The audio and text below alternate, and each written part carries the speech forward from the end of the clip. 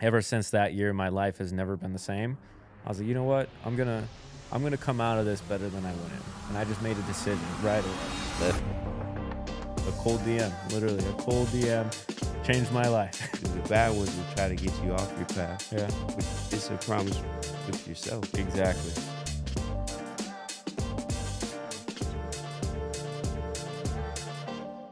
Welcome to another episode of Knowledge to Currency, where knowledge is power and currency is king. My name is Senator Porter, and today we are fortunate to have our guest, Andrew Gonzalez. He is the head of media for Everbowl and Jeff Fenster. He's also an entrepreneur, and our job today is to help teach you guys different ways to elevate your brand. And I want to thank you for coming on the show. Welcome to the show today. Thank you for having me. Thank you for having me. I'm excited. We're gonna have some fun here and hopefully help out some people. Yeah, man. I've been shooting a lot of content lately, but this one really speaks to me. You're one of the guests that I was really excited to have on the Thank show. For all the things you've done. I love how humble you are and how you really pour into people, because that's kind of how I do things too. That's why we clicked right off the bat. Right. Yeah. So before we get started, what are all the things that you do as far as media is concerned and businesses you run? Yeah, I mean, so like you said, I'm head of media for Jeff Fenster brand. That's primarily what I do, everything under the sun for his brand. So from his podcast to website to community building, photography, any design, anything in between. Kind of like you can call me a Swiss Army knife of content. Yeah, MacGyver. MacGyver content creator. Right. So, and then for Everbowl and his other companies, so Jeff has about 5 different companies that he runs. So, Okay. I mean, it ranges from what I do. Next week, I'll be flying out to Boston. We're opening stores with Jason Tatum. Nice. So I'll be covering all the event, doing all the content for that. And so, I mean, it ranges from a lot. So some weeks I'm doing that. I'm putting together a commercial for his construction company, We Build. So it's different. It's a lot different every day. But I also help run Unevolved Studios, where we also help some people with their content and help them with branding and messaging and all that good stuff. The same kind of stuff we do for all his companies. We just been asked a lot to help out, and since then we've kind of opened our doors to a lot of his friends coming into the studio, and just kind of evolved from there. And so you're the brains behind our operations. So Jeff, you really need to keep this guy close. Yeah, listen to him, Jeff. It needs a raise. Wisdom. Needs a raise. Clip that. Facts. Yeah. Facts. What I like that you guys are doing, so what it sounds like, Jeff does certain things, masters them, and then he makes a business out of them. So that's Absolutely smart. So instead of him like kind of withholding all the secrets to himself, Yep. more abundance, he's willing to say, hey, not only can I help you, but you could use exactly the tools I use. Yeah, absolutely. I mean, that's how his construction company came to be. When he launched Everbowl in the beginning, his problem was building restaurants are too expensive. And so he tells a story about writing down the question. He's like, I wrote it down, and I was asking myself, how can we make this problem disappear? And he's like, okay, so if one Everbowl, the first one cost him about $300,000 to build. Okay. And in his head, he's like, I want to open 100 of these. So he's like, that's $30 million. He's like, I could have pulled out debt. I could have gone and raised money and all this and that. Or I can solve the problem by saying, why is it too expensive to build? And he started to realize once he went down the construction side, because he's like, it's not rocket science what they're building. It's nothing crazy. It's a couple countertops, and some sinks here and there. And he realized that there's a lot of margin in between, from the contractors to the subcontractors to everybody that's in between, from the material that gets sourced. And so he started having the idea to launch his own construction company. And from there, he was able to significantly bring down the cost, where now We Build was able to do it for much less, for a fraction of the cost. And it helped not only build more units with the same amount of money, but it also solved a problem in the industry that was everywhere. So in the construction industry or the restaurant space, like this is a huge thing that keeps companies and different businesses from starting in the first place or surviving because they are taking way too long to get out of the red. And, it was something that he realized. And like you said, that was a problem in the industry. And pretty soon he realized that he could help a lot of different franchises and a lot of different businesses. And now he has like Shaq and Big Chicken. He has Drew Brees, Stretch Zone with their walk-ons. And now he's working with a bunch of different brands in between and, solving the same problem for all of them. And yeah, so content was another one. We started to solve that kind of issue with distribution and how to have a mass array of content that goes out, quality, consistent content that goes out, and how to do it with a very lean team. I'm currently a one-man band under his brand, Right. but it's like with all the technology and AI and everything that's going on right now, it's very doable. So to kind of go through that, because as an example of my podcast, a lot of people think that shooting the podcast and one thing, and that's the hardest part. Like for you, I did research on you to prepare to interview you. But once you film it, it could look fantastic. But if you don't have that after market rollout or be able to promote it, Right. nobody will ever see it. Right. So that's definitely important. Right. So as far as the studio is concerned, so he's working with his network, or anyone could use the studio? I mean, mostly we started opening up by it was just kind of like all the guests that we would have on our podcast. He would just kind of offer it out to friends, like, hey, if you ever want to use it, like, feel free to let me know. Like, I'm not gonna charge you or anything. Like, it sits here, like, and it's like they set it up in a way that you can rebrand for any show. Like, we have a big screen in the back, so you can put whatever graphics in the back, our front TV, you just AirPlay whatever cover art, like, you can switch it out. And so a couple people started taking us up on it. Yeah. And then from there, they were like, okay, well, they have all this content. They're like, well, since you helped us with this, you did great here. Can you help us on the editing side too? Yeah.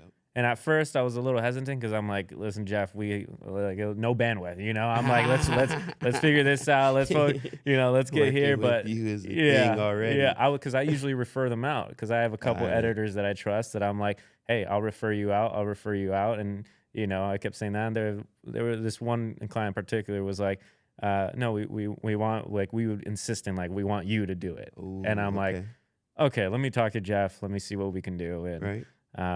We took them on, and that same client, we've now done 3 different separate, pretty big projects with them. And since then, we've just kind of like had different people with podcasts or anything else that come to us and want some help. And, now we're able to really expand and show them the ropes in a way to show them, hey, this is how you could have a really good podcast. And not only that, but now we can help them on the back end with distribution too. So it's really cool. So you guys are partners in this business. Yep. So you went from employee to business partner. That's pretty awesome, right? Yeah. I mean, it was, with Jeff too, it's kind of like when he hired me on, we had a conversation, and, I'm doing the interview with him, and I'm like, I didn't know really what he was looking for. I met him a few times in the past through David Meltzer, and I wasn't exactly sure. I replied to like one of his story posts of him looking for a videographer and editor. And I was out of the media industry for maybe 2 years, and I wasn't really sure. I'm like, I don't know if I want to just be an editor again and videographer. And when we sat down, I was like, okay, I just got to be honest with him. And I'm sitting there with him, and I'm like, listen, dude, I'm like, I'm an entrepreneur at heart. I love like taking projects on, just sinking my teeth in and running, and I'm just being honest with him. And I wasn't sure if that's what he's looking for or not. Later on, hearing him talk about it, now he's like, yeah, that's what I wanted. He's like, I'm looking for a QB for my personal brand, somebody that's going to quarterback the entire thing for me. And it was really a perfect fit, and to where now we're able to partner and grow in so many different ways together. And we've just become an asset for each other. Like, I can do a bunch of different stuff for Everbowl one day, and then for his brand and the other day, next day. And then there's also other opportunities to be able to build together and help people in the same light. So it was really cool. Yeah, because they're saying like the industry is changing now, where I guess even younger than you, People want to be YouTubers. They want to create content, be TikTok stars. Right. And people laugh about that stuff. Yeah. But these people are making serious money.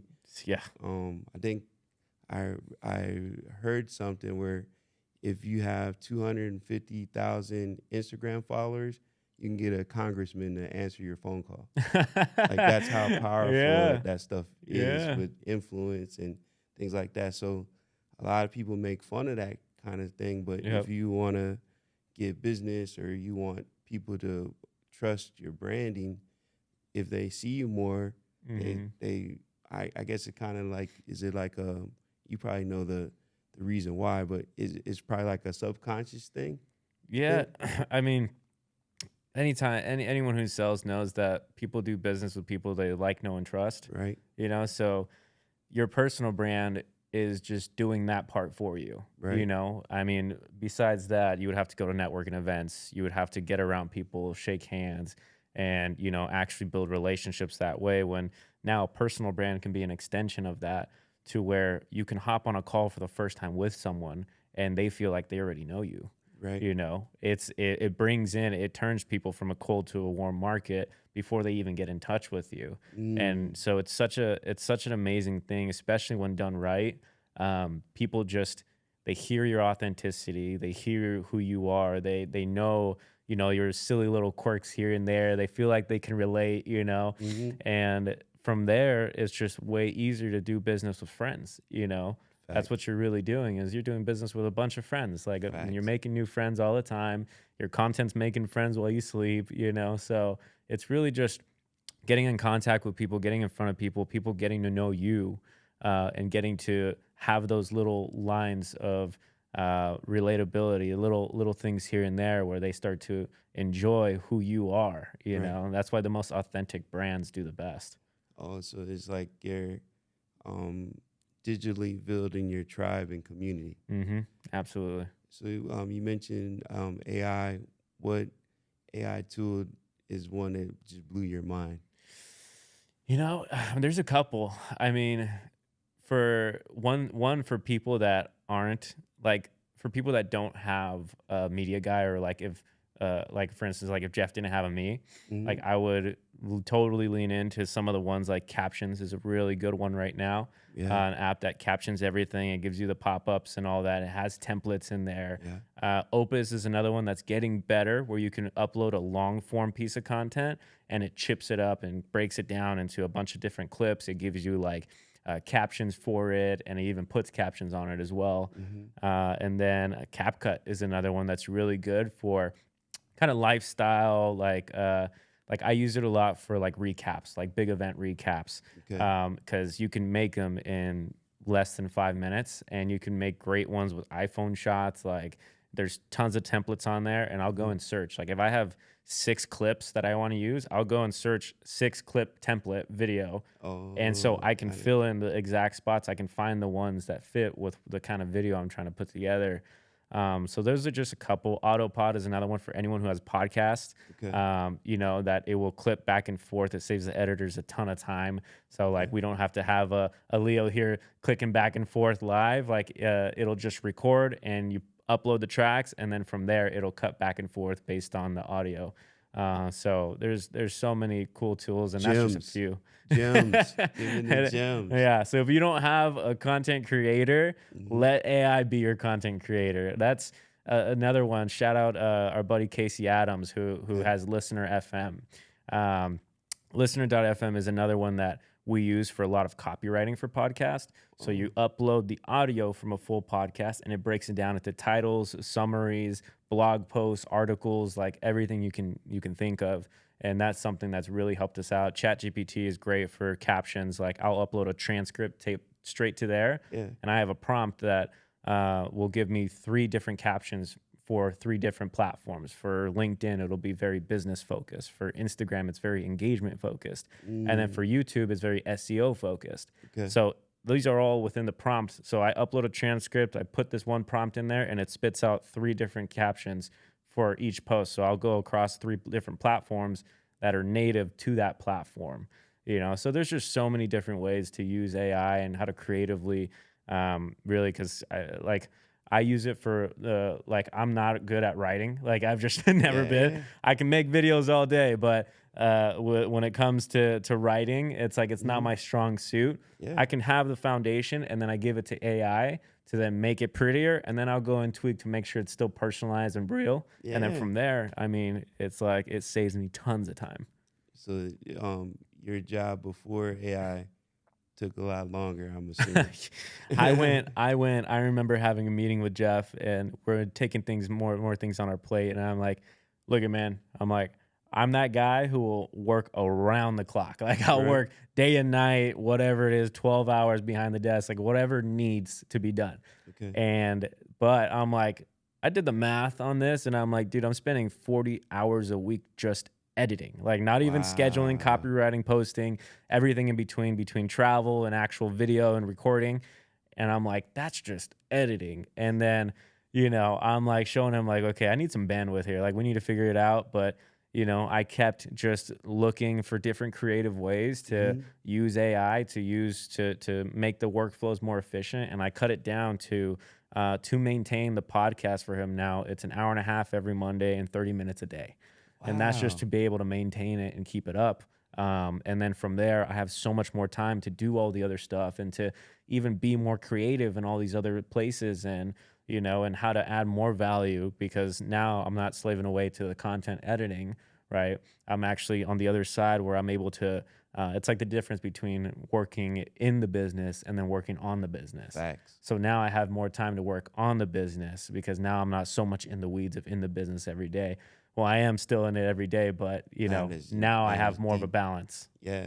I mean, because I make a lot of video stuff, and sometimes I don't upload it because I got to figure out all the stuff you're saying.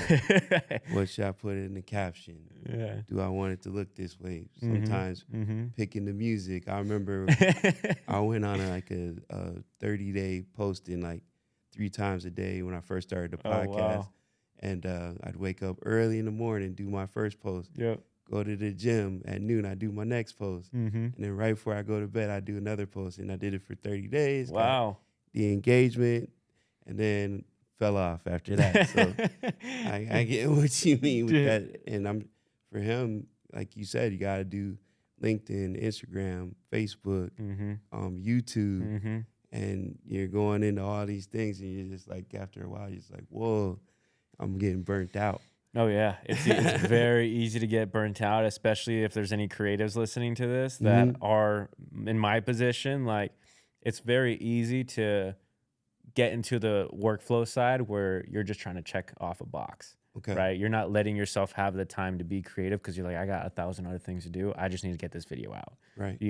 And with this workflow, it's been able to open me up to like sit with the video a little bit more, or actually look through more of our archived content. Is there something different I can find in here? Let me listen to some of this background BTS. Let me see if I can put something together here. It allows me to be more creative, and allows me to have more fun with it, where I'm not getting burnt out. And, it's like, because I get it like 100%, because when we first launched our podcast, we were doing 4 shorts a day. We were posting like, I think twice a day on Instagram. So that was going off of LinkedIn, Facebook too, and YouTube, full form on YouTube too, with clip. Like, it was just a lot, Yeah, man. And you got to keep it going, get the engagement up. And then I was going to say, for responses, does he respond himself, or do you respond? Yeah, so it's he actually responds, like Instagram. He tackles it. He tackles. He responds to it. I don't mess with his DMs. Nice. Unless he sends me something that he's like, hey, this person wants to be a guest, or like, whatever it is. But for the most part, he tackles that part. He's a big relationship guy, so that's a easy way to have a direct connection with someone for him. And a lot of people, the fact that he does that, it's like, wow, I didn't expect you to reply. Like, we'll get that a lot, where whatever platform it is, like, they're like, wow, I didn't expect you to hear from you, and because your brand and you look so busy and all this. And so that sticks with people. And a lot of times they really appreciate it. And then from there, I mean, he has another relationship that's out there in the world that thinks well of him. And now that's another friend, Let's talk about David Meltzer. what impact he had on you? Like what was one of the best lessons he taught you? I'm sure there are many. Yeah. Yeah, there's a lot of great lessons that David taught me. Yeah. He was one of my first mentors. Mm-hmm. So I started working with him when I was 22, going on 23.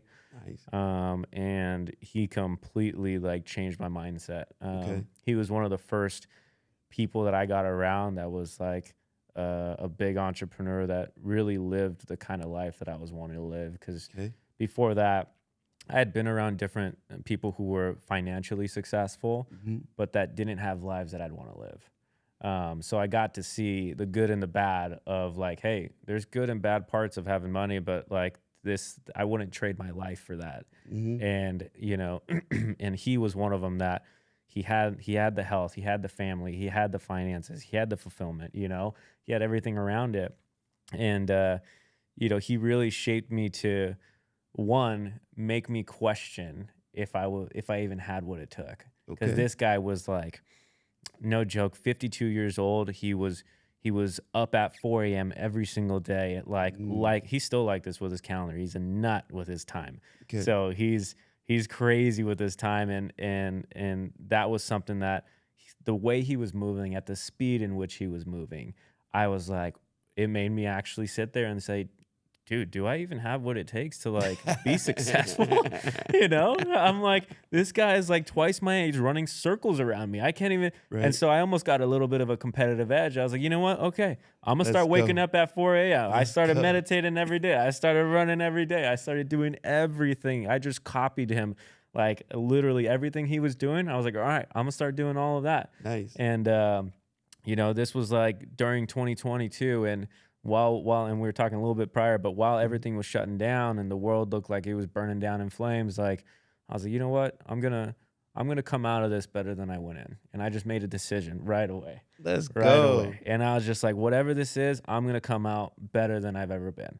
And in 2020, you know, that was my first time really investing in myself. One of the key lessons that he taught me was like to invest in my future self. And so that year I meditated over 100 hours. I ran over 200 miles when I hated running. I never read a book cover to cover in my life. Like I got through high school on Spark Notes and whatever else could get me through. And his book was the very first one that I actually read cover to cover. And that year I read 14 more on top of that. I hated being on camera, and I started documenting myself 5 minutes a day, every single day. Wow. You know, I started journaling every day. I started doing just all these different things that started to invest in myself. And ever since that year, my life has never been the same. But he really taught me so much in just not only investing myself, but his core formula, his framework for what he does, his core values about gratitude, inspiration, accountability. You know, he was just the different things he would talk, the way he would lead too. I had a bunch of different jobs before that. Like, I mean, I worked in warehouses, I worked construction, I worked, you know, pretty much, I mean, flower shops, just being a driver, like anything and everything you can imagine. Like I worked it, and you know, I would just always be at every single job, like looking at the person who's either been there the longest. And I'm like, man, they're, you know, they've been here for 30 years and they're still working more than me and making just a little bit more, you know? And I'm like, I would just lose inspiration. Like there's gotta be something better, you know? And from there, it was just, you know, he showed me that better existed. Like, I was like, wow, this is a guy who's inspirational, who's passionate about leading his team and helping grow his people. You know, through that, I had every day with him. He had a busy schedule. And even though I did follow him around with a camera a lot, and we did have some time, I always knew every single morning in his office, he would do an IG Live. He still does these. And he would start at 8 a.m. And I knew right as soon as he stopped, we had about maybe 2 minutes before of just him and I in the studio before the rest of the team came in and the rest of his day was gone. And I literally would sit there with a list of questions. And I'm like, hey, do you have a second? And I would ask him questions like just questions I wanted to know that I wanted mentorship on. And so it started to build that mentee-mentor relationship where then we're having phone calls every single day. And then it grows to like, hey, I'm inspired to go and start a business and grow out of this. And he helped me transition out. And, Oh, you that's a know, great deal. and even after that, I got to speak on stages, my biggest one being like 1,200 people. And after that, you know, I sent him a message and I sent him the video of it, and he brought me up on his IG live and did a little interview with Nice. us. And then I'm, you know, at his daughter's graduation, and now I get to fly around with Jeff, and I get to see him everywhere. And it's just like, it's such a good relationship that, you know, I was just very blessed to have that opportunity with him. But he was a spark of inspiration at that time for me to really get my butt in gear. And then how'd you get that opportunity to work with him originally? Actually, it's funny. Cold DM. Okay. So for those of you that don't think a cold DM works, Yeah.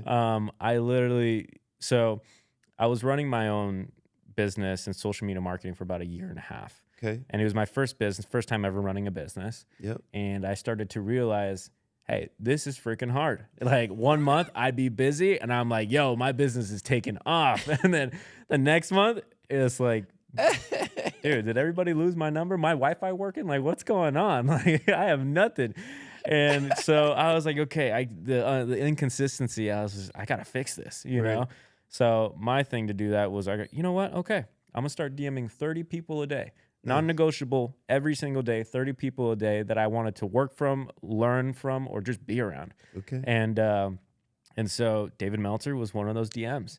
And they responded and were like, hey, we're actually bringing people in office. And at the time, you know, my business was just starting to gain some traction. And I'm like, that's my baby. You know, I'm like, I'm trying to contract you guys. And they're like, no, we're looking for someone in-house. We love your work. We love your website. We love everything. But like, unless something changes, like, let us know. Ooh. And I was like, okay, you know, I'll come and meet with you guys. And I sat down with the head of media and COO, and during that 30, 45-minute meeting with them, I saw they had these like glass doors, right? And I see David just getting in and out of 2 meetings, a podcast interview, and this guy's just going. And I'm 52. like, yep. And I'm like, damn. And in my head, I'm sitting there after, and I'm like, okay.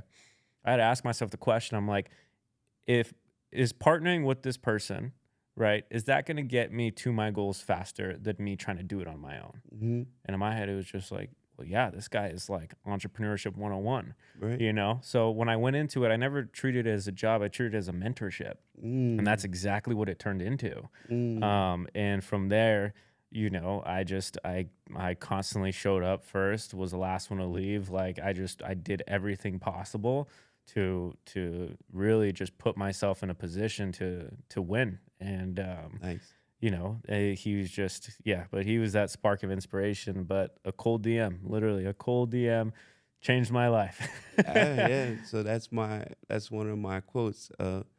One phone call could change your life. Yep. So it could be a good call, it could be a bad call, Right. but it's gonna change your life. Right. You know, That's so true. That's what I believe. What I love about that is, one, you took action to try to fix a major problem. You're like, I want more consistency with what I'm trying to do. Two, you like didn't say, all right, well, I'm gonna do this thing. You saw the opportunity, saying, hey, this person's older than me and they're crushing it. Being around them, I'm gonna soak up as much information as I possibly can. Oh yeah. And it's like I'm being paid to get mentored by somebody that's to learn doing what I want to do. Yeah. And I wish like a lot of young people that I speak to, they want me to pay them a bunch of money, and I don't see what their work is. Some of them I've given them opportunities and they didn't take it serious. And Right. I pay them anyway just because I'm like, man, I feel bad, but they still don't think they're doing a bad job or whatever. Right. So it's awesome that not only did you see the opportunity, you seized the opportunity. And then like it's helping you become a better person. You could probably mentor people yourself. Yep. What I see, to me, at least for guys, when I see a young person hustling, I see myself. So then I want to pour into that person to keep them hustling. And when you hustle, you know, when you see another hustler, you're like, yeah, I like that guy. Yep. Yes. Game recognizes game. For real, right?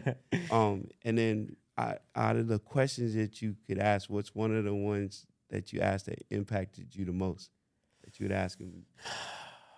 Man, There's so many. Literally, I still have them in my notes way back when. For real. But I think one of the pieces of advice that was probably one of the hardest to actually take action on, Yeah. was I was talking to, he used to talk about this concept of firing friends. Okay. And at the time, I was still, it was like a big shift for me where I came out of high school not knowing what I wanted to do. Mm-hmm. And after working all these dead end jobs, being uninspired, I started to be the guy who was living for my weekends. Got it. Like Monday through Friday, I'm working my tail off. And then the weekends, I'm going crazy because that's where I'm finding my fun and my Freedom. Yeah. That was my thing. Like, Most people live that way. right. And I was in this cycle and I was just partying all the time, drinking all the time, just unhappy. And I didn't even know I was unhappy at the time, but I was just doing all this other stuff because of how unhappy I was with my life and where I was with my career and everything. And, so it was like, I had to get to the point, and firing friends, I'd probably say it a little bit differently now. It's just not putting myself in the environments where I know I have the tendency to fall, right? And so for me, it was getting myself out of that cycle, out of the environment that I built up. I mean, I had tons of friends. Like, I never went to college, but I had all my friends that went to college, so I partied like I went to college. And so I had all these friends all over the place that always wanted me to, oh, come here, come here, come here. So I always had plans and things to do. And, it got to the point where I'm like, man, are these things that I'm doing getting me closer to where I want to be? It was just a very clear statement. And it was nothing against the people.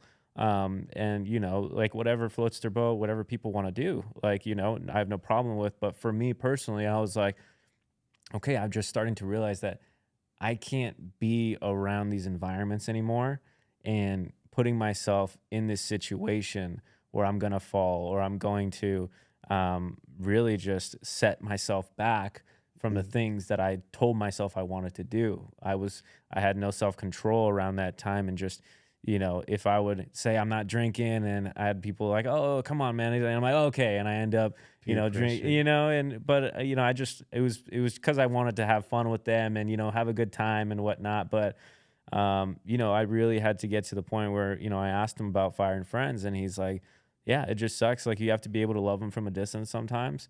Right. And it does have that, when you start to set yourself apart, it does have that, you have that loneliness factor for a little bit where you're no longer hanging out with the groups you used to be, but you don't exactly have your new group of friends yet, so it's this in the middle kind of thing you're doing where you're not really sure, who or what or where, and you're just like, man, did I make a mistake, or, and it's so easy to want to go back to. And it just, for me at that time, I had to make that decision to just start to separate myself from a lot of the crowds I was hanging out with and start to really put myself now, I was very comfortable going to these colleges, going to parties and not knowing as many people, or walking to a party that I knew. I was very confident and comfortable to walk into that. But then I got to this side where I'm walking into networking events and around these business and entrepreneurs, and I'm like nervous, and so I had to really get myself, build my confidence in these rooms and around these kinds of people, and just learn what, how they carry themselves in conversations, what they're doing, their demeanors and everything. And so I just started to put myself around these new types of environments that fed the goals, the aspirations, the kind of person I wanted to be, that modeled that. And, that was one of the biggest shifts, I think, really just changing my environment, because from there I was able to change my mindset. I was able to change my habits and behaviors. And I think those are really what started to allow me to see the different fruits of my labor at the time, and, just start to really see a change in my life in general. What's interesting too is when you start to have those disciplines like you're talking about, and let's say you were going to be enticed to go to that environment, but you got to wake up at 4 o'clock. Right. You're like, yeah, bro, I'm sorry, I can't. I gotta wake up at 4 a.m. And then what ends up happening is those friends don't invite you to stuff because they know you're on a different path than them. Exactly. And the good ones will respect it and say, hey, I can't do. The bad ones will try to get you off your path. Yeah. But it's a promise with yourself. Exactly. So once you don't want to lie to yourself and you don't want to let yourself down, I wish more people looked at it that way. Yeah. And be happier. Yeah. It's just, it really is keeping the promises you make to yourself. Most important. Ed Milet talks about it a lot. He's like, that's where your confidence gets, that's where you breed confidence. When your word with yourself is solid, when you say you're going to do something and you do it, it's like you have this confidence about yourself because you know who you are, right? So during that time, I really had to learn who I was. You know, if I told myself I was going to meditate, read, run every morning, and I didn't do it, I had to fight those battles, you know, during every morning when I woke up at 4 a.m. And I'm trying to think, like, how is he doing this? I know he's 52. I know David's up right now, you know? And I'd be laying there for like 5 minutes, like trying to, like, my mind's trying to talk me out of it. And, you know, eventually when I started getting on the other side of that, I was going like 180 days straight, like streaks where I wouldn't miss. And every single morning, 4 a.m. on the dot, no matter what, weekends, weekdays, like everything. And, you know, I started to gain this confidence and where I'm like, okay, if I can do this, and what else can I do? You know, what else can I do in business? What else can I do? What else? I just started falling in love with challenging myself in different ways. That's a good one. So some people look at a problem.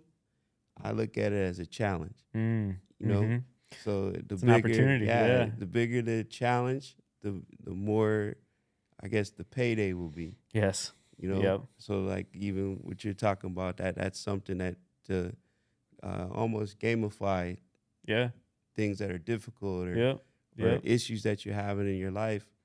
Challenge yourself. Like, okay, this sucks. It's not fun getting up early. No, it's not fun doing cold plunges and all that stuff. But this is a challenge. This is a mental challenge for myself. And I did a 3-day water fast. And, oh wow. Because when I went to Florida last month, and my friends, I think I ate steak 3 days in a row. And I'm like, man, I'm gonna have a heart attack.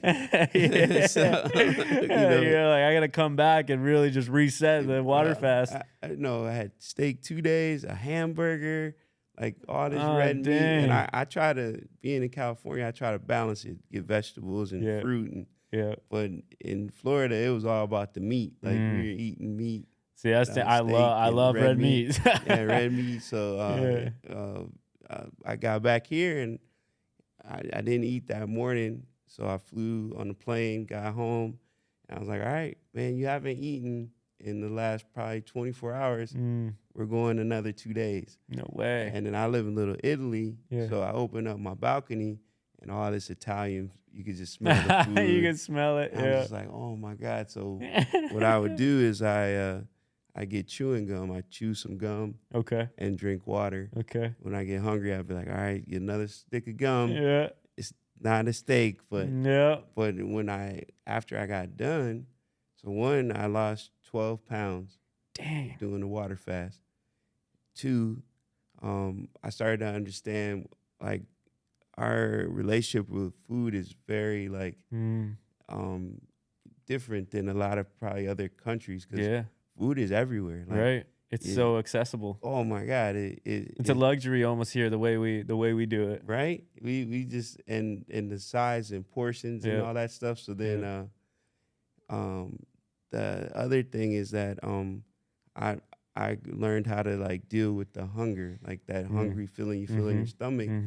You're hungry, but you're not starving. Yeah. You know, I think they said you can do 30 days without food, but you can only do like maybe a week without water. So I just kept drinking water like crazy. But yeah, what happens in the third day, the reason why I did it is because they said your body starts producing stem cells. And people pay like $30,000, $40,000 for stem cells when you could produce them on your own. Yeah.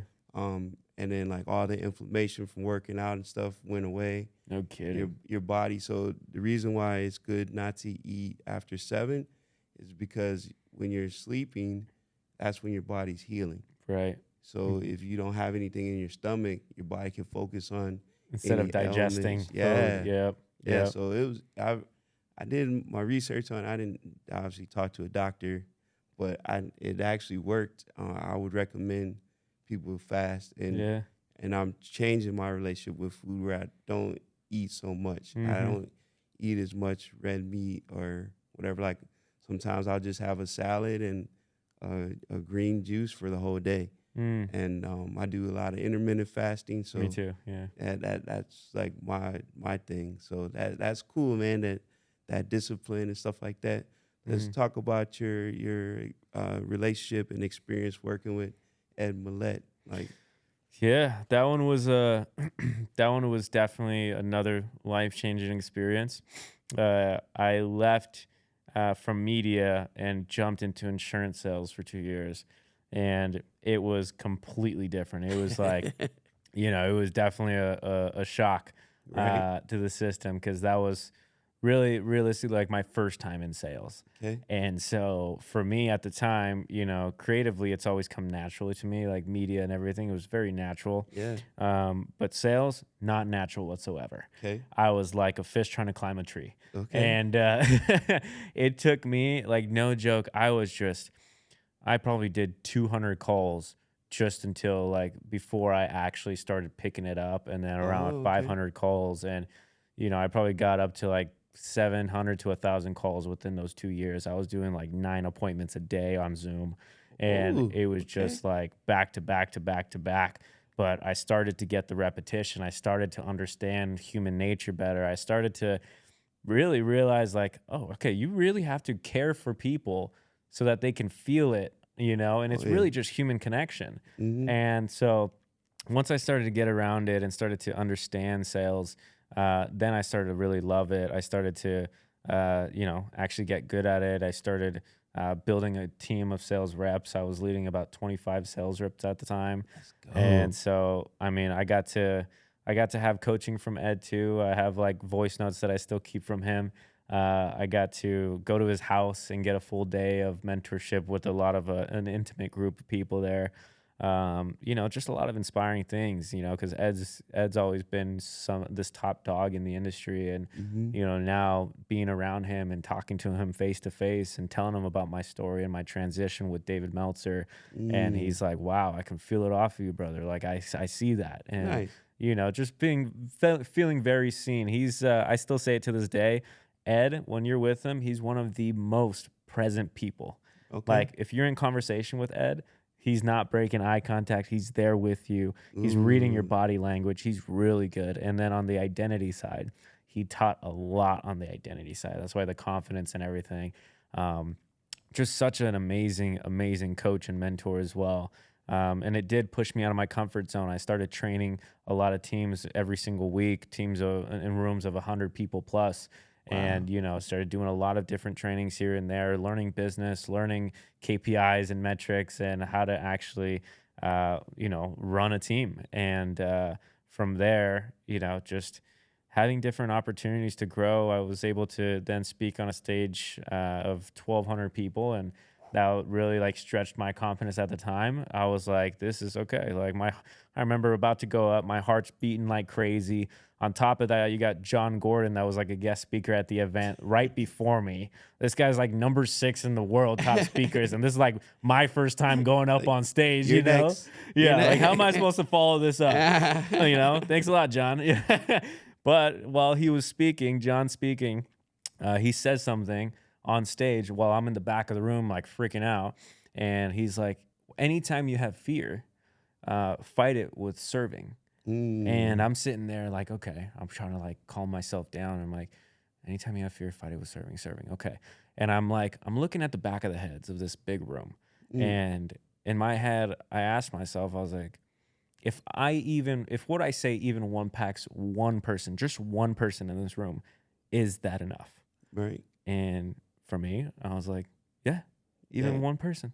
And right after that, the second I put my foot on stage and grabbed the mic from the person, the emotions went away completely. Okay. The nervousness, everything went away. And as I'm going up, I'm like trying to kind of rehearse my speech. And I'm like, you know what? I'm throwing it out. I'm not even going to, like, whatever comes out, comes out, Freestyle? And so I still kept it. It was the same foundation of the speech, but Okay. I delivered it differently than I expected, which ended up being better. It was Okay. just more natural than me trying to stick to a script kind of thing. Yeah. And but instantly, once I got up there, you know, I felt that confidence when I was like, I'm just trying to speak to one person right now. You Mm. know, I wasn't worried about every single eyeball on me. I was just like one person. That's all I need. And so that really helped me at the time. But Ed, I can't say enough good things about him. He's an amazing leader, incredible mentor, just like David Meltzer and just like Jeff Jeff now. too. You know, Yeah. Yeah. yeah, Jeff has been an amazing mentor. He's really taught me. He's sharpened me in a lot of ways.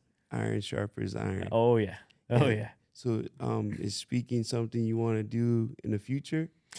You know what? It's funny because I always think about like in my head, I'm like, you know, what if I didn't leave media for those 2 years? Yeah. But I also think like I gained so many different skills with sales, with leadership, Mm-hmm. with speaking, and Yeah. I fell in love with speaking. Okay. And it became something that, yeah, that's a huge goal of mine to speak as much as possible. You know, it taught me how to deliver a message, how to be able to impact people at Mhm. a bigger you know, on a bigger scale. Yeah. And it was something I started to really fall in love with. And so yeah, the short answer is yes, 100%. So if you want anyone to speak at your branding conference, anything like Let's that, let me go. know. Right. Right. But yeah. I was gonna ask you too. Your family background. Your mother and father rich. They come No, from no, no, wealthy no. family. We come from nothing, man. We come. My parents both migrated here from Mexico when they were in their teenage years, probably. Okay. They met over here. My mom had me at 19. My dad was a truck driver. My mom actually did photography as I was growing Oh. up, but I used to be her backpack mule and Okay. like carry around all the All her equipment stuff. and everything for her, you Yeah. know. But no, I mean, uh, yeah, I mean, we did okay. We were middle class, you know, but there was always that. Like I knew from a very young age, okay, we don't have a lot to spend. We don't, you know, Right. we were talking before this, and you know, personal finance, and a lot of people, you They know, don't don't teach know you. how. Yeah, we really don't know until we have to learn the hard way. So, Mm-hmm.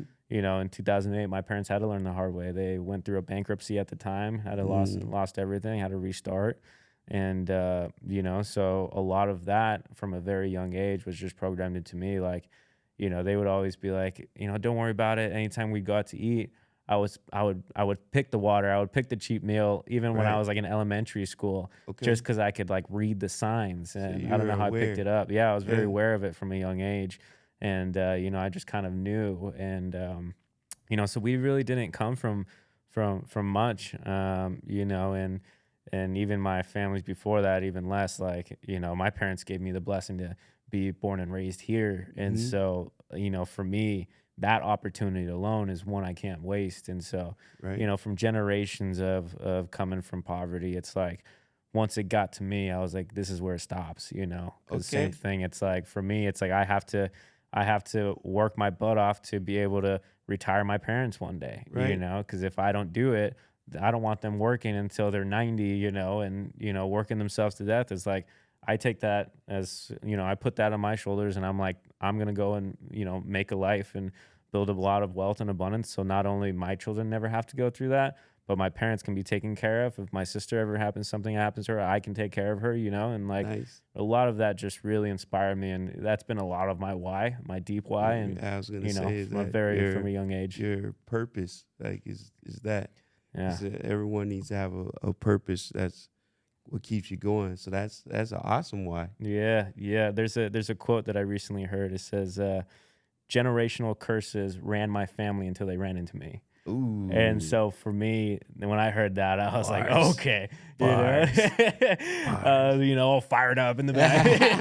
Then you start cold calling. Yeah, I'm gonna go crazy, you know. But no, it's true. I mean, it's been you know a fire, and it put a chip on my shoulder from a young age, you know, because my dad is one of the kindest, the most humble, the most best people, and my whole family, and my mom too. I mean, she's amazing, but my dad, I always saw him working so hard. Like I think I get my work ethic from him. Okay. Like no matter day and night, like 14-hour shifts, whatever it was, like he was doing whatever needed to be done to make sure we had a roof over our heads, to make sure we had everything we needed. Yeah. And you know, from that, it used to almost piss me off when I was a kid, and I would go to friends' houses and everything else, and I'm like, I would see their dads barely having to work. Like, I'm like, your dad goes to your soccer games? Like, your dad goes and does this and that? And like, how does he try? Like, but you guys have this great house and this and that. And, you know, I'm like, why don't they pay my dad that? You know, Right. like my dad works way harder than these guys. And Right. so it used to almost rub me the wrong way from a young age. And I'm like, once I started to learn, you know, in economics and just finance and just understanding, you know, how this world really works, I'm like, okay, like, all right, I see the things that I need to change, that need to be done in order for us to not have to live that way anymore. You know, it's kind of like the work hard, work smarter, not harder. But now Right. it's like work smart and hard, and Right. you know, you'll be able to make any opportunities happen. So, yeah. What do your parents think about what you do now? I'm sure they're proud, but like when you, because they seen you from, like you said, you were vlogging and using a GoPro to what you do now. What do they think? You know, it's funny. For many years, my mom was always the one that was like, hey, if you got a dream, go out and do it. You Nice. know, she was like, just do it, son. Just go do it. Like, what are you doing? Like, do it. You know, I'm like, Mom, I'm trying to figure it out.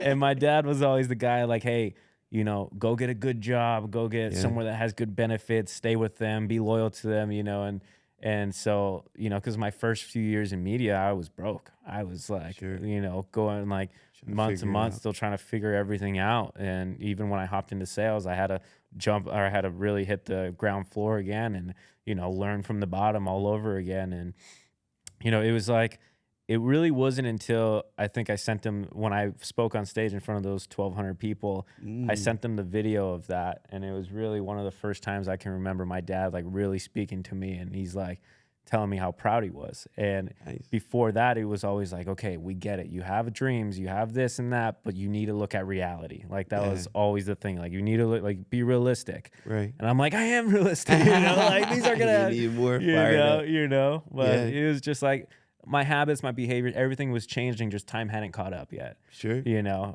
I needed more time for everything to start compounding. And, but once he saw that, I think even then he saw, and he told me this, he's like, you know, some people have, you know, some speakers, when they go on stage, they have to say something, and some people have something to say.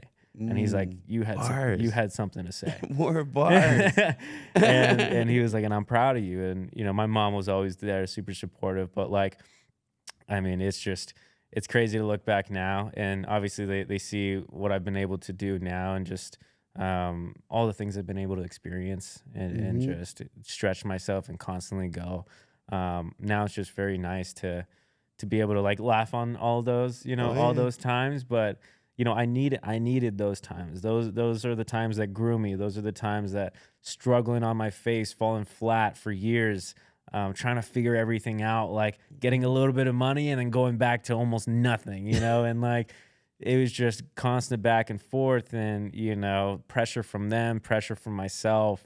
But it's the things that sharpened me, that forced me to be able to deal with the pressures, deal with everything else, that has now equipped me to be able to work with the people like the Jeff Fensters of the world, the David Meltzers, Ed Milet's, that, you know, people see their brands, but people who work with them know that their standard is excellence. Okay. And if you're not hitting that standard with them, they'll let you know quick. You know, they will not sugarcoat it, you know, especially the way I was coming in. I was like, give it to me. I want to be the best. Let me know. And so like, if I'm not up to that standard, like they'll let you know very quickly, you know. Good. And sometimes that standard seems impossible, but it's still that, like you said, the challenge, the opportunity to like, okay, if I can't hit it, if I don't think I can hit it, like how close can I get? You know, like what if I put my all into this? And you know, it really did a number on me. But thank God now that, you know, my family has been able to see that,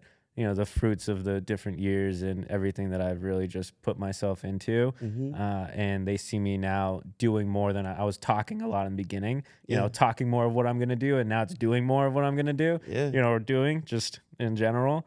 And you know, so it's come a long way, but yeah, definitely they had their They're hesitations in the beginning. Yeah, for sure. So now you did your 10,000 hours Yeah. and all the time that you put in and the nights, like you said, the lonely times, Mm-hmm. all the work is paying off. And then let's talk about we were talking at Margaritas and Mingle meetup Yep. that you want to create a community. Yep. Let's Shout talk out about that. Margaritas and Mingle. Yeah, shout out to Margaritas and Mingle. Great place. We're deciding if we're gonna do it this month or not because of Yeah. Halloween. Yep. It falls on the same day. But I want to talk about the community you want to build. Yeah. Let's talk about that. Yeah, man. So it's been on my heart a lot because I just have a sweet spot for these creators now. All these creatives too that, you know, that like you said earlier, like you see these people that reminds you of you. Yeah. You want to pour into them. Yeah. And same thing, Ed used to always coach us on this. He's like, you're most qualified to help the person you used to be. And for me, it's like I see these people that want to get into the creative side, want to become a content creator, but just don't know exactly how. Right. You know, and they might be, you know, they might see all these different creators popping off or these creatives that are so talented the way I used to look at them and like, bro, how could I ever, you know, compete with this? That, yeah. And, you know, and when you're a creative too, and you're running your own business, like there's being a creative and then there's being a business owner. So you need to be able to wear both hats at the same time. And for me, it's been on my heart to, you know, start this, community or just build a community of creators and creatives, you know, people that have the personal brands that I've seen. Cause I know so many people that are just so frustrated trying to build their brand and they're trying to do good things. And, you know, and I'm like, man, I got like, there's 6 different, you know, tools. I can tell you right now, you could have content every day for a year, you know? And then there's the other side where the creatives, it's like they either need someone to, a lot of times they need someone to just encourage them, to speak life into them, to sharpen their skills. Because today, in today's age, you see all these personal brands building off and popping off. And a lot of times nowadays, being a content creator is so much different because in the beginning, it was like, all right, you're either a videographer or you're a photographer or you're an editor, you know, or you do websites or you do digital marketing like email and SMS. You know, and now you need somebody who can do all of it, who can do graphic designing, you know, who make thumbnails for YouTube, who can do copywriting, you know, can you manage platforms? Like now it's like, okay, how much more can I do? How much more can I take on? And it gave me the idea to start. It was like what came to mind. I'm like, you know, really, they just need a Swiss Army knife of a content creator, you know, somebody who has all of it. So the idea came to mind for Swiss Media or the Swiss Creator. Let's go. And you know, I want to start an academy here to help out different creators called Swiss Academy, and really just, you know, I have a call literally on my drive back up with a guy who I met who was just, you know, inspired. He met us at an event and was like, man, I want to get into this. I don't exactly know where or how. And, you know, I just started mentoring him a bit. And then he texted me the other day and was like, yo, I just started with this big brand. He sends me an Instagram and he's like, he's going to take me on and try me on. And I'm shooting for him this weekend. And I'm like, all right, bro, like I have some time tomorrow on my drive up. Let me give you a call. Like, and, you know, I'll make sure that you crush it at this. And, you know, and so I just have such a sweet spot for it. And there's so much opportunity because the reason I left media was because I felt that I couldn't make the money that I wanted to, you know, and I was like, man, okay. And everything else going on was like, all right, sales, like, all right, I want to make a ton of money, sales. But, you know, I started to see everything, all the opportunity coming up. And now I have friends that are making tons of money as videographers and just flying around all over the world with different big brands and doing awesome, cool content and making more money than doctors at times. Like, it's a whole new world, you know? And it's funny because every time we fly around to big events, it's like every one of the big speakers there has their content guy. So it's like all of us that get to intermingle, get to understand each other and, you know, really relate and start to build a community. And down here in San Diego, I'm meeting so many new creatives every day. And then on top of that, meet creators like yourselves, like with the personal brands and, you know, that are building up that need that people. So if I can sharpen these guys so that I can start placing them, I can be like, hey, you know what? I got someone for you. I got someone who's perfect, who fits your values, your brand. you know, that would really mesh with you. Let me introduce you to this guy. Right. And from there, not only am I getting fulfillment from helping out a guy who I feel like was me, but Right. now you're happy because you're getting someone who's sharp, who knows all these different skills and tools. And now you're getting put together. I'm like playing matchmaker with creatives and creators, Heck yeah. you know, because it's a whole new world. There's so much opportunity on both sides, Right. you know, because just on the creator side, I know your guys' pain points too. I know Yeah. that distribution is tough, that Yeah. the consistency of always having this quality content, Mhm. of that, hey, if you do have the money to hire a marketing agency that's going to charge you 6 figures to do all this, they're still not going to do it like it's their own content. You True. know, they have That's a systems fact. for this. And for creators like yourself, we need people that will own the position. Like for me with Jeff, I Yeah. own the position. Right. You know, that's like I treat his brand like it's mine. Your own. Yeah. Yeah, like everything under the sun for his brand, like I treat it like it's mine. And that's the kind of vigor I come with. And, you know, people need that. They need Yeah. that. Oh, They yeah. need that partnership. You know, it's not just like, hey, let me hire this guy. They need a partnership of people they can grow with.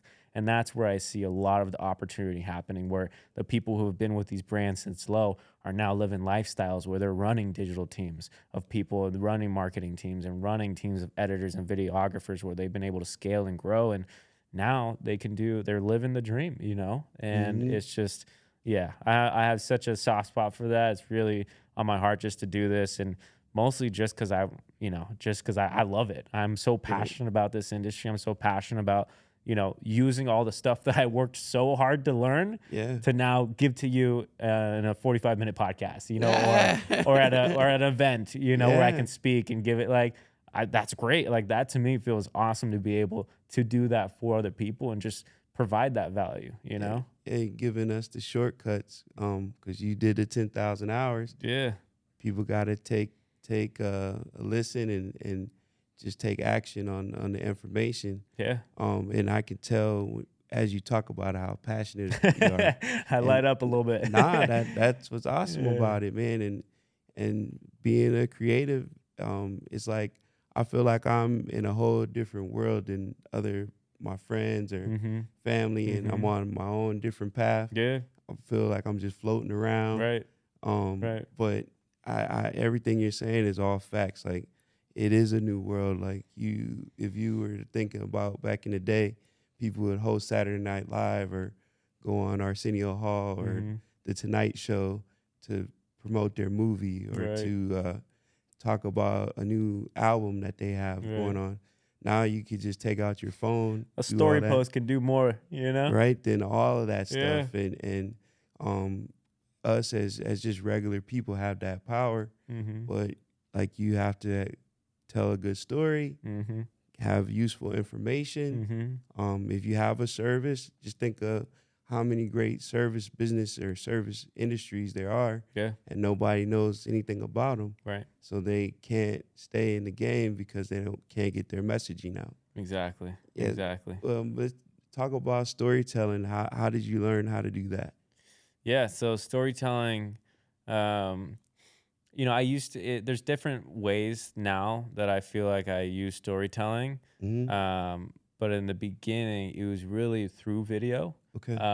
You know, it's just understanding like, okay, if I would watch it with a fresh pair of eyes, somebody that's never met me before, they're watching this, you know, how can I make them feel not only like they're there, but they understand like the different little, you know, little things of the story. Like I released something today on Jeff's Instagram, Okay. where this is kind of just a video of him showing more of his personal side. Okay. It's him and another guy down here, Dan Fulkerson, Yeah. I know the both. bulldog lawyer. Yeah. So Shout out to Dan. yeah, shout out Dan. He's a great dude, great, amazing dude. And it's funny because they're in our studio kind of talking crap to each other, like about playing basketball, you know? And they're like, man, and Dan's like, man, just because you made a shot at Dan Fleischman's ranch, like on a 4-foot little arcade basketball hoop, don't mean you can beat me. And so now, instead of just the clip of him saying that, I went back and pulled the clip. I have the recording of Jeff making that shot, and I put that over the clip, you know, so that they can actually see Jeff making the shot and celebrating. And it goes back to it, Fire. and or different things like, him telling the story of how he started Everbull, you know, where I can throw in different pieces of the content and people can learn the actual story. So it's really, the storytelling starts here. Okay. You know, it starts with recording it. And then from there, it's adding all those little assets, all the little things that you have, you know? So it's important. Like Gary says all the time, is document, don't create. Yeah. He's able to really tell a story. Like recently he got a black eye and they have the video of like right when it happened. And, you know, they have the shots that he's literally talking on video while they're taking the stitches out kind of thing. And like, you know, just different parts of it. Another guy, Charlie Rocket, is amazing at telling stories. You know, he's great at putting in different pieces of the story and building something for the audience to really listen to. Because at the end of it, once you get into the marketing advertising side too, and, you know, being able to, you know, create leads from cold market and everything else, like let's say for this creative, let's say I'm starting this academy and let's say I'm making a course or something, like there's a hero's journey. Right? In the hero's journey, I'm going to let them know like, hey, this is where I started. This is what I set out to do. And these are the complications that I found, right? This is where I failed, but this is what I learned from it. And from there, that learn from it part is where you find that guide or that tool or whatever it was that helped you reach that goal, you know? But now it's not, hey, I'm on a pedestal, I know everything, right? Because that makes you someone that's not relatable. You know, they don't connect. Same thing, sales, like, know, and trust, right? If they think that you're all the way up here and you know so much more about them, they are almost scared because they feel like you're going to take advantage.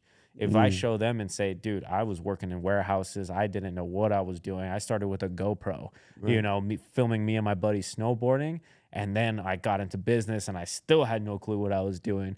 You know, now they can relate. There's so many different pieces where they're like, because at the end of the day, we talked about this the other day. At the end of the day, nobody cares about your story. No. They don't.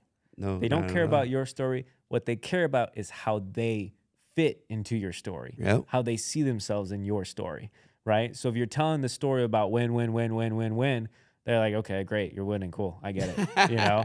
But if you're teaching the story where you're like, hey, I was at this dead-end job, he's like, oh, I had a dead-end job, you know? And then I tried to get into media and I had this struggle, and they're like, wow, I had that same struggle. And then you teach them the other part, this is what I learned, and then this what helped me get here, and then you show, look what I've been able to do. Look what I've been able to grow into. Look everything else. And you open their eyes to be able to believe that it's possible for them, you know? So in that sense, it's really like the hero's journey. There's a great book on the hero's journey. And a bunch of people talk about it. There's another book called 1,000 True Fans that allows you to build a brand about 1,000, just with 1,000 people, you can make a living for the rest of your life, a good living with 1,000 true fans. It's another really good book too, if you're building a personal brand. But yeah, it's just understanding how to connect with people. I mean, like I said, even in sales, it was the same thing, human connection. It's just using video to do that same thing. Got it. So, and then what I've learned being around more creatives, they don't know how to sell their service. They know how to create. Right. So then you'll say, hey, I refer someone to them, and then nothing happens. Right. And then they're like saying, hey, yeah, I talked to your friend, and he never called me back. Yeah. I'm like, okay, did you follow up? Yeah. Oh, can you call him to tell? Like, what? Yeah. Can you tell him to text me back? Yeah. With us, like, we would call you until you say, don't call me anymore. That's the sales that I came from. So it's a lot different. Yeah. Do you have any other announcements that you want to say of stuff coming up or projects that you got? I mean, that's kind of it. I mean, if you need help with content, like anyone who's watching, I give free game. Like, you know, I'm really big on like, hey, I'll sit with you. I'll talk to you. I want to learn about people and what they want to do with their brands. And I just love solving problems, giving them the tools. Like, I'm big on like giving them the tools that help them not need me. And then, you know, like, here's all the things that will help you to not need any of my assistance. Right. But if you still need assistance after that, then like, sure, let's sit down and talk and see what we can do to help you out. You know, but besides that, I mean, just really running the creatives and creators. If you're in San Diego or even virtually, I mean, just having an academy and you want to get into content and really learn how to either scale a business or just sharpen your skills. hit me up. Let's start to connect. And once I'm starting to launch everything, like I'll definitely reach back out and give you an invitation.